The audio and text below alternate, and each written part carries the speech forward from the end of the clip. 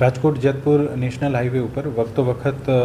National highway authority અને ટ્રાફિકના સાથે ચર્ચા કરીને ટ્રાફિકનો મૂવમેન્ટ સારી રીતે થાય અને જે વરસાદના કારણે વચ્ચે જે ટેમ્પરરી આપણે વેટ મિક્સ મૂકીને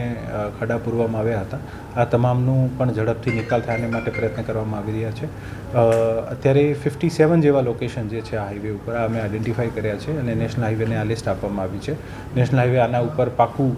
DBMથી કામ કરે છે, જેથી હવે ફ્યુચરમાં વરસાદ થાય તો ખાડા નહીં પડે. સાથે સાથે ટ્રાફિકના સંલગ્ન સાથે રહીને અને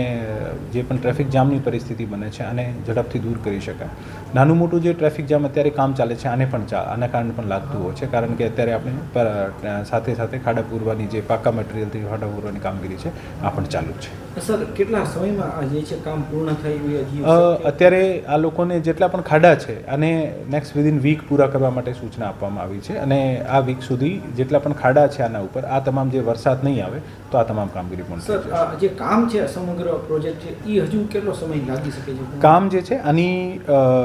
હજુ પણ આનું